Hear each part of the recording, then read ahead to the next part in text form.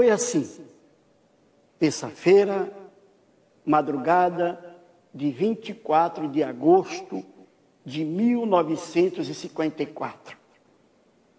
Ele deixou uma reunião ministerial, ciente de que seria deposto pelos militares, e veio até esse quarto, e às 8h30 da manhã, com um tiro no peito, saiu da vida para entrar na história.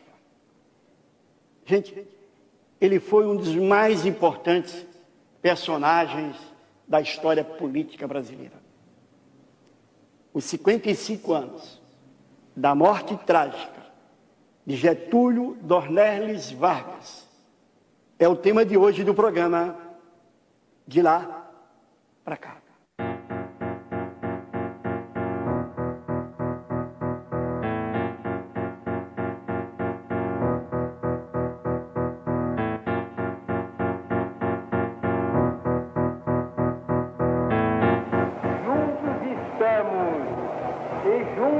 Estaremos sempre na alegria e no sofrimento, nos dias de festa como de hoje e nas horas de dor e de sacrifício.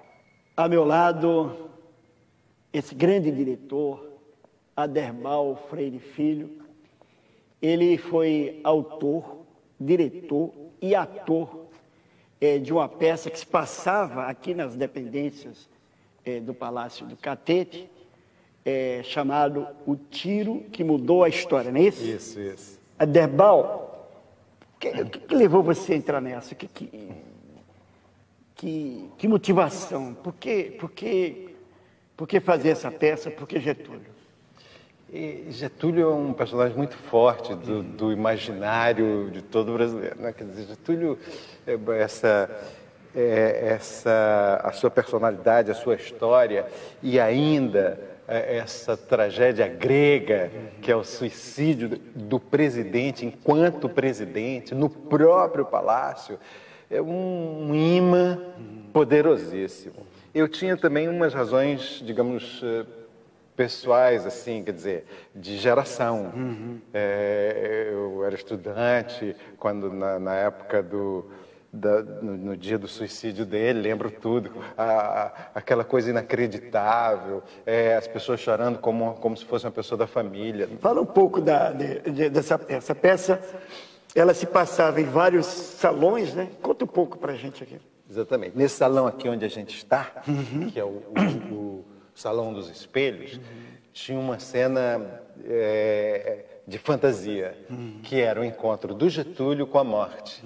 Uma moça linda, de cabelos compridos, vestido branco, e aqui eles conversavam. E aqui ele dizia, por exemplo, o Getúlio chegava até ali, aquela porta, olhava para fora e dizia, não tem ninguém para me ver aqui. E há pouco tempo atrás estavam aqui gritando que me queriam os queremistas. Os queremistas que não queriam que o Getúlio saísse em 45, não é? E queriam que ele continuasse. Ele dizia, os queremistas, estavam aqui os que me queriam, e agora só você me quer, dizia isso para a morte. E ela dizia assim, para você ver, e a mim me chamam caprichosa. E aí escrevemos a cena final, um monólogo do Getúlio. Daí ele mesmo pegou a carta e botava na mesinha de carta-testamento. Carta-testamento, na mesinha de travesseiro. Aí depois tudo ele fazendo, ele dizia assim, vou olhar pela última vez para o mundo, aí abria a janela e olhava e dizia, essas pessoas aí embaixo. Aí dizia assim, alguém está notando, alguém está me vendo. Aí fechava rápido a janela. Aí fala como pegou o revólver e tal, senta e dá um tiro. Lutei contra a expoliação do Brasil, lutei contra a expoliação do povo. Tenho lutado de peito aberto. O ódio, as infâmias e as calúnias não abateram meu ânimo. Eu vos dei a minha vida, agora vos ofereço a minha morte. Nada receio. Serenamente, dou o primeiro passo no caminho da eternidade e saio da vida para entrar na história.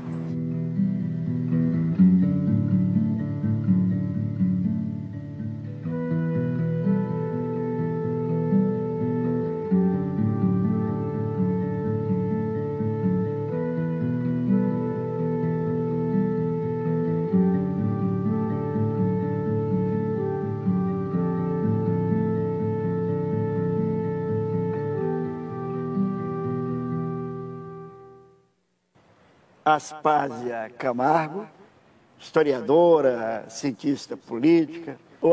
Aspásia é uma grande estudiosa da era Vargas, de Vargas. Mas nós estamos aqui no Jockey Club brasileiro porque este era um dos poucos lugares onde o Getúlio gostava de vir, de comparecer, né? Aspásia, fala um pouco assim, quem foi Getúlio Vargas? Desculpa a pergunta tão ampla assim, mas qual, em resumo, a importância de Getúlio na história política brasileira? Eu acho que Getúlio foi um gênio político. Ele não é apenas um patrimônio da política brasileira, é um patrimônio universal. Porque ao longo da sua vida, ele conseguiu imprimir mudanças pessoais e de estilo que, de certa maneira, ajudaram o Brasil a se transformar de um país agrícola, né, entregue àquela República Velha medíocre e extremamente nefasta, a uma potência industrial, um país de vocação industrial. E também a construir a nacionalidade que se perdeu naquela fragmentação de coronelismos, de clientelismos, que era tipo de país que nós tínhamos na época.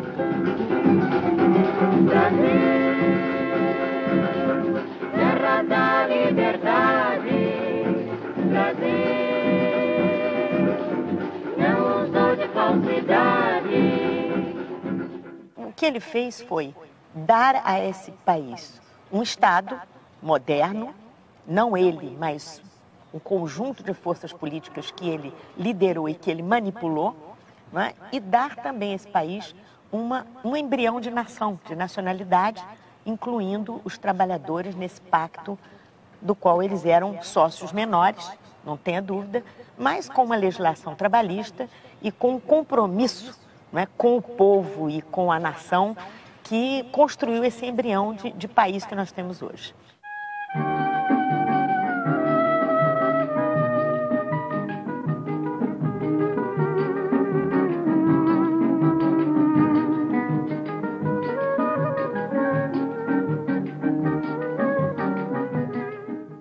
Maria Celinda Araújo é historiadora e ela é especializada em Getúlio Vargas. E eu queria que a senhora me contasse um pouco que tipo de personalidade, como estadista, o Vargas tinha. Era uma pessoa extremamente dedicada às questões do Estado. Tinha um envolvimento muito grande com a coisa pública, pensar os projetos nacionais. Era um homem que gostava muito do Brasil, tinha uma vida muito frugal. No diário ele brinca muito com a vida da High Society, que ele acha um tanto banal, frívola, e não viajava, era um presidente que não viajava ao exterior. Ele conhecia o Brasil, mas ao exterior ele só foi ao Paraguai e à Argentina, ele nunca saiu daqui. E um homem que levou uma vida razoavelmente simples a vida toda, que contrasta com a biografia de outros políticos, né? Embora fosse, claro, um homem que não tinha o menor apreço pelas instituições representativas, como era comum na época, né? Em 1909, Getúlio Vargas tem o seu primeiro cargo público por eleição, que é deputado estadual pelo Rio Grande do Sul. Professor Boris Fausto, fala um pouquinho desse contexto gaúcho da vida política do Getúlio. O contexto gaúcho é um contexto, na história do Brasil, o contexto gaúcho é muito peculiar, é muito especial, né? O Rio Grande é muito diferente dos outros estados brasileiros. E o Getúlio passou a juventude em fazendas, depois foi para Porto Alegre, num meio muito politizado, porque o Rio Grande do Sul sempre foi muito politizado, partidos que se enfrentavam, e foi nesse meio que o Getúlio foi formando a sua personalidade.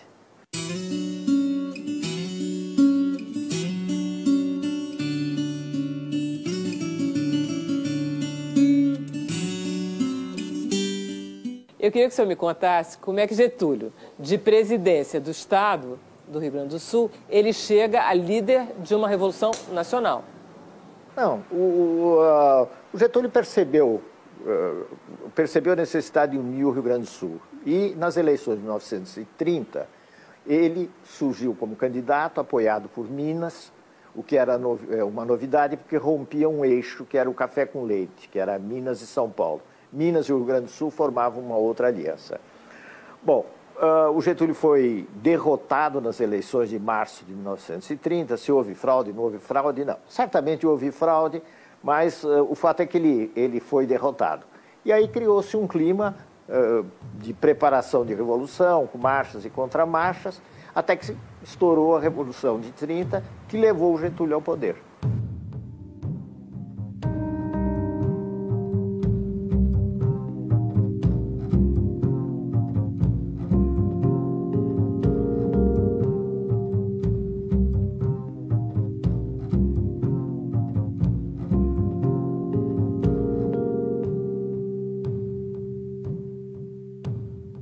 De 30 até 45, nós temos o Getúlio como ditador.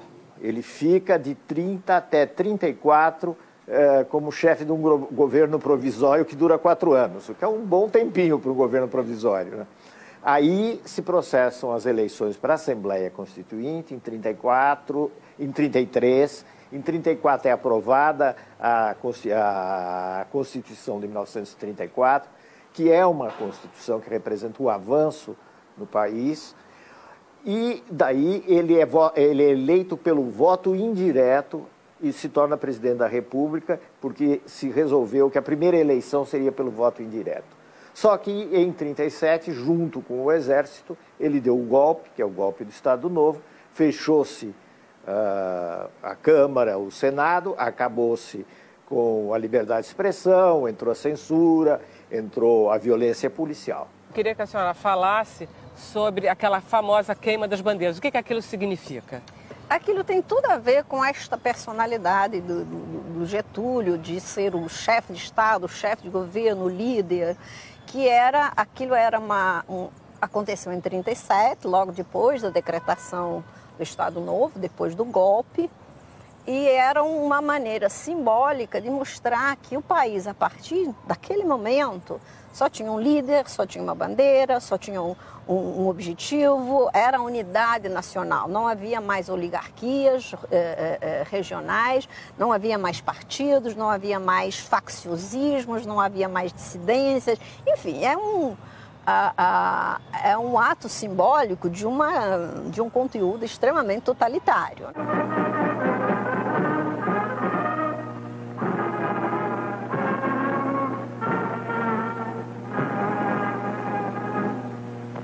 Em uma pira é feita a cremação das bandeiras estaduais, que desapareceram por um dispositivo da nova Constituição para serem substituídas por uma só bandeira, a nacional. Ele consegue acalmar os militares até 45 numa boa. Assim, consegue fazer uma política para os militares que beneficiava o que os militares queriam, que era um exército nacional, que era armamento, que era os códigos militares. O anticomunismo, ele faz a política do anticomunismo, que era na época, e foi até recentemente, um problema muito sério para os militares, certamente. Quer dizer, a cisão com os militares vai vir depois da Segunda Guerra. Em 37, ele é o responsável por uma das nossas ditaduras, né? A ditadura do Estado Novo. Como é que você vê isso? A democracia que nós vivemos na República Velha até 1930, era uma democracia corrompida, uma democracia deturpada pelo clientelismo, pelo fisiologismo. Então, na verdade, quando ele deu o golpe mortal na democracia brasileira, aquela democracia que ele estava querendo destruir era uma democracia desmoralizada, que ninguém tinha apreço por ela. Na verdade, a resistência que houve foi muito menos da democracia e muito mais das oligarquias que estavam perdendo poder.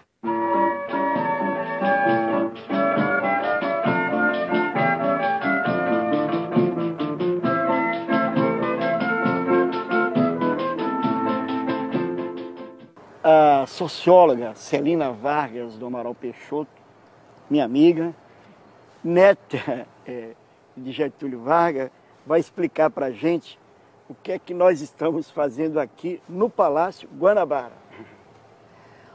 O Palácio Guanabara foi construído para a Princesa Isabel no período do Império, né? Com a República, ele serviu de residência para os presidentes da República. E Getúlio Vargas morou aqui de 1930 a 1945.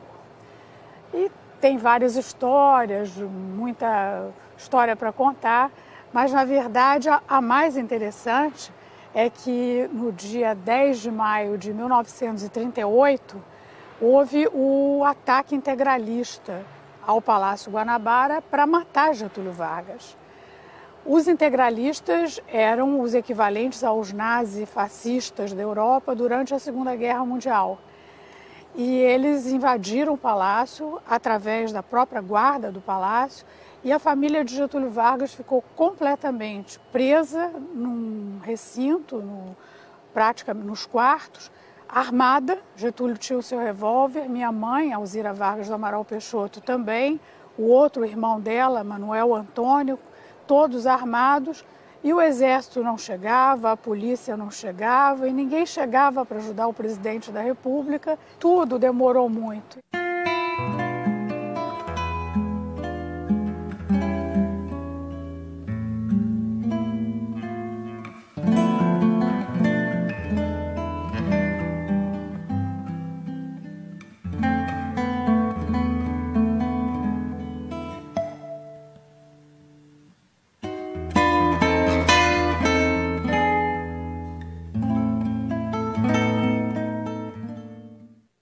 Celino, tem uma certa contradição, né? Porque ele foi combatido pelos integralistas, que eram os fascistas tupiniquins, os fascistas brasileiros, no momento em plena ascensão do fascismo na Europa.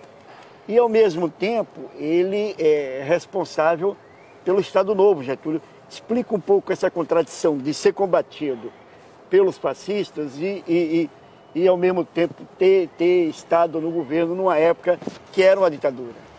Quando as pessoas querem criticá-lo, chamam de fascista, germanófilo. Ele mesmo comenta isso no seu diário, né? Ou então de comunista. Mas, na verdade, ele nunca foi ligado aos comunistas, nem nunca foi ligado aos integralistas. Tanto é que os integralistas o atacaram.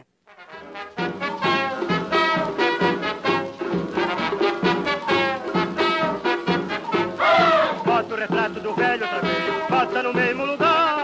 Bota o retrato do velho outra vez, bota no mesmo lugar. O sorriso do velhinho faz a gente trabalhar. O sorriso do velhinho faz a gente trabalhar. Oh! Bota o retrato do velho outra vez, bota no mesmo lugar.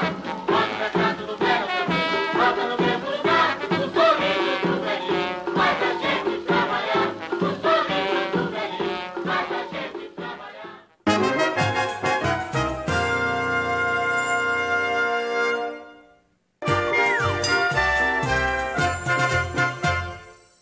Anselmo, você não acha incrível que o Getúlio Vargas, que era ditador, hein? Que tinha muitos inimigos. Isso, né?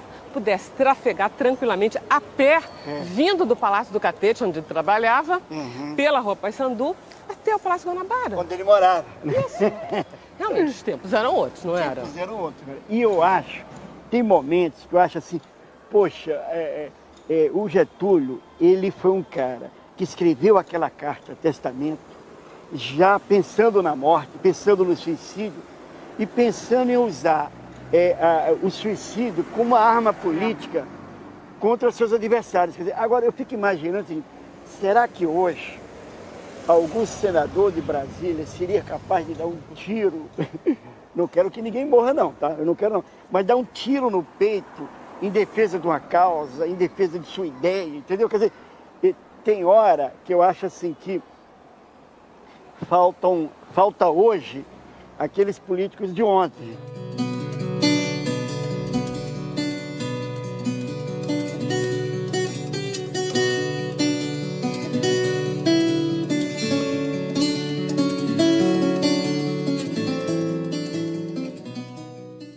É difícil enquadrar Getúlio, vamos dizer, nos modelos ideológicos tradicionais, mesmo os mais fortes e vigentes da época, como direita e esquerda, é isso? Eu acho que Getúlio não era nem direita nem esquerda, nem nazista nem comunista.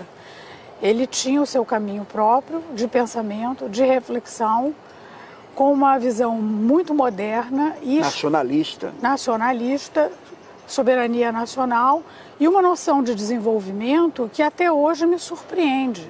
Por que ele, naquela época, já na década de 30, nos anos 40, tinha a noção exata de que você tinha que ter aço para desenvolver. Aí cria a Siderúrgica Nacional, cria a Vale do Rio Doce, minério, cria a Petrobras, petróleo.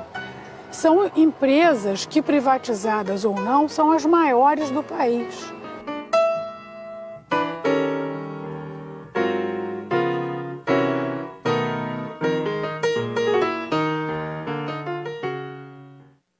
Aspásia, fala um pouco você tem algum Getúlio, fala o Getúlio da industrialização, quer dizer, desse processo que ele, com a criação da Petrobras, da Vale, enfim, fala um pouco da Companhia Siderúrgica Nacional.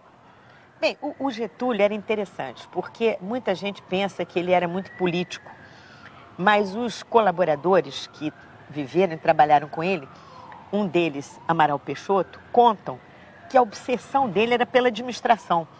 Olha, o que ele mais gostava não era de fazer política, não. Era de ler os processos e despachar com os seus ministros. Então, isso justificou, de certa maneira, o Estado Novo, né? Porque era, segundo ele, um momento privilegiado para poder administrar. Então, o que significava ali administrar? Significava criar possibilidades novas para o país. Havia uma crise internacional mais grave do que essa que nós estamos vivendo hoje, né, em que praticamente todas as fronteiras dos países se fecharam e dando oportunidade a um desenvolvimento de mercado interno.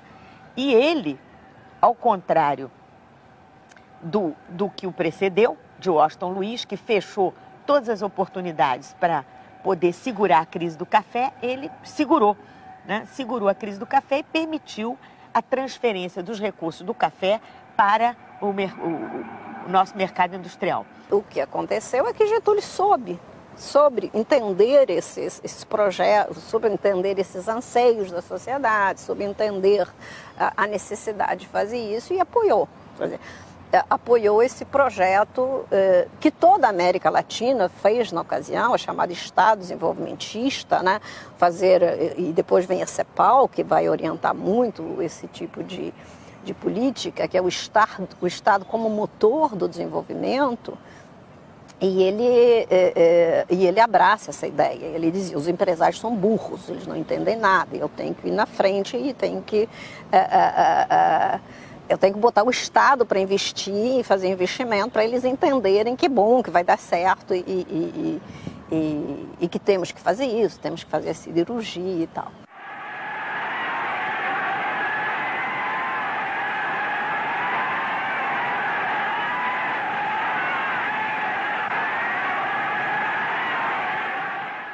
Aspásia, fala um pouco sobre o outro Getúlio trabalhista, das leis da trabalhista, do salário mínimo, vamos dizer, da base que ele fez, que ele montou, da atual legislação sindical brasileira. Olha, na verdade foi um gesto de extrema inteligência, porque ele incluiu no processo político brasileiro um segmento que era popular, mas que era extremamente minoritário num país que era ainda rural. Rural. Né? Então ele não foi fazer aliança com os camponeses brasileiros. Que era a maioria. Que era a maioria absoluta, contra os senhores de terras, né? Ele foi fazer aliança com um incipiente proletariado industrial, que era muito fácil de ser controlado, porque era insignificante do ponto de vista numérico e político. Mas isso deu a ele uma característica, um selo de popularidade muito interessante. E sobrevivemos com esse modelo até hoje, porque a legislação trabalhista que ele montou, dando alguns privilégios e direitos a esses segmentos populares, era realmente muito restrita, numericamente. Hoje não é mais. Foi um projeto muito excludente. Se criou o Brasil moderno, virando as costas para o que havia de tradicional, e daí, enfim, para o campo, para os problemas sociais. Então, é uma política sábia do ponto de vista de incentivar a modernização do país, porque dar direitos ao trabalho na cidade incentivava as pessoas a virem para a cidade e ia ter uma mão de obra barata e ampla, uma oferta de trabalho ampla para esta indústria nascente, né? Mas não é, quando a gente fala da legislação trabalhista, é uma legislação que protege uma parte muito pequena na época dos trabalhadores.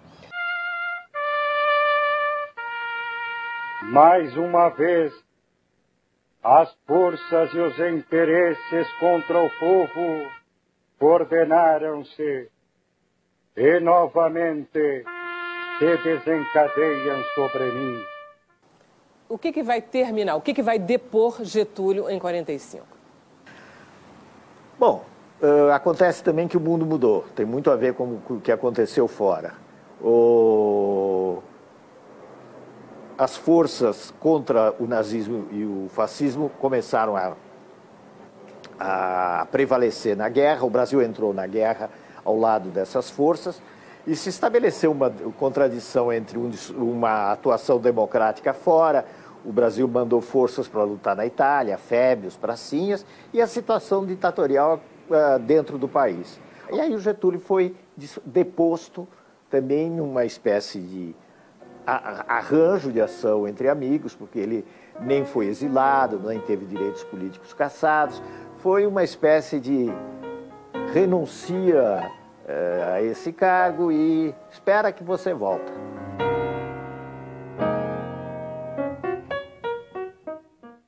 Getúlio sai do poder com muita amargura, do meu ponto de vista, claro, porque pelas evidências históricas que a gente tem, ele estava ensaiando um continuismo, uma constituinte com Getúlio, ele poder ser candidato, havia, enfim, sempre há um grupo próximo ao poder que quer continuar, então esse grupo estava favorecendo a ideia da candidatura de Getúlio e tal. E acho que isso não desagradava a Getúlio, não há evidência nenhuma de que isso desagradasse. Mas ele acaba, exatamente porque ele não dá demonstrações efetivas de que ele era contrário aos planos continuistas, ele é deposto. Foi uma crise de confiança, ele é deposto pelos militares para garantir as eleições de 45, que elegeram Dutra. Trabalhadores do Brasil,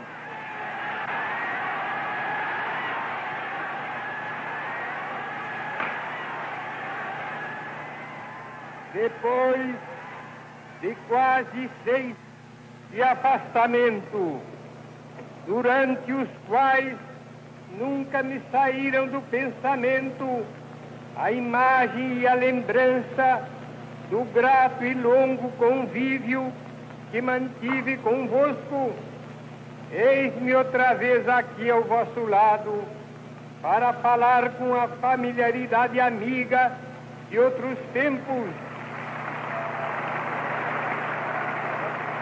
Sobre o segundo governo, que é realmente o desfecho, e até o desfecho trágico aí. O segundo governo foi um segundo governo dificílimo. Ele não era mais o mesmo, ele não revelou mais a capacidade de controlar aquela heterogeneidade e complexidade de forças políticas que o Brasil sempre foi e é ainda. É um continente, é um império complexo. Ele não conseguiu mais porque ele estava agindo em regime democrático e as forças que o cercavam eram hostis e divididas. E ele não teve uma estratégia adequada para isso. Para neutralizar, né? Para neutralizar. E quando nós dizemos assim, houve uma crise em 54, em geral, uma crise significa várias frentes de pressão negativas, né? E essas foram, em primeiro lugar, a inflação. Segundo, havia uma pressão enorme sindical para aumentar o salário mínimo que estava congelado desde 51. Isso em 53, significou que eles queriam 100% de aumento do salário mínimo. O Partido Comunista atiçou, começou atiçou muito essa mobilização e houve a greve dos 300 mil, que deixou o governo completamente sem a sua base popular natural, que eram os sindicatos. Então, os sindicatos ficaram hostis pedindo 100%. Eles deu os 100%. E aí os militares disseram, peraí, mas um trabalhador, um operário brasileiro vai ganhar quase a mesma coisa que um oficial de primeiro escalão, de segundo escalão militar. Nós estamos desmoralizando as forças militares. O Brasil está à beira de uma inflação. Como é que o presidente perde o controle dessa maneira com esse gesto demagógico? E aí vem o Manifesto dos Coronéis ao mesmo tempo que o Jango sai.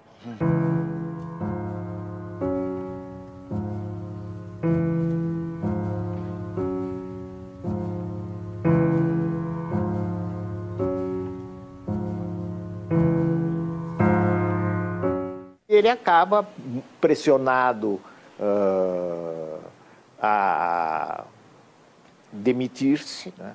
Acaba optando por uma outra coisa, que é o suicídio, 24 de agosto de 1954.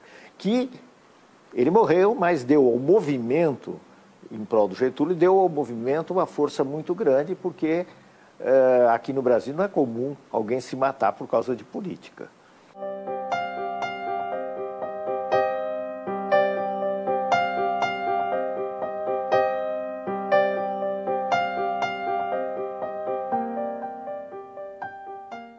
Celina, falar um pouco sobre o suicídio, sobre aquela madrugada de 24 de agosto de 54, que está completando 55 anos. Olha, evidentemente que eu era criança, tinha 10 anos, não participei de nada no catete, mas li tudo, sei de tudo que aconteceu. Estudou muito. Só tomei conhecimento da morte dos... Assim mesmo não me falaram que ele tinha suicidado. Eu acho que eu fui poupada por ser a neta mais nova e por ter uma relação forte com ele e também por causa de minha mãe. E eu só fui ao velório. Eu não quis vê-lo morto, não me interessei, quis guardar a imagem dele vivo e não fui até o túmulo. Agora, a imagem que me ficou dos jardins do Catete foi uma imagem onde as pessoas choravam desesperadamente, gritavam, e eram pessoas do povo, não tinha ninguém da elite.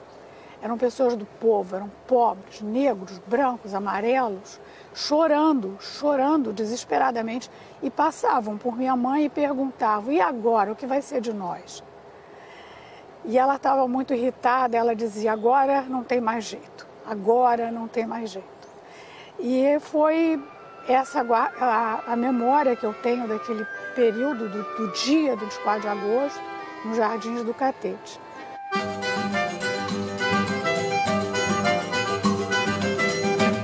Ele disse muito bem, o povo de quem foi escravo não será mais escravo de ninguém. Ele disse muito bem, o povo de quem foi escravo não será mais escravo de ninguém.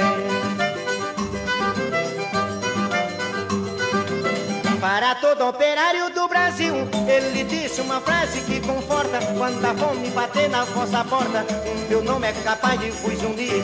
Meus amigos, por certo, vão sentir que na hora precisa estou presente. Sou o guia eterno dessa gente, com meu sangue o direito eu defendi. Ele disse com toda a consciência, com o povo eu deixo a resistência. O meu sangue é uma remissão a todos que fizeram reação. Eu desejo um futuro cheio de glória, minha morte é bandeira da vitória. Deixo a vida pra entrar na história e ao ódio eu respondo com perdão.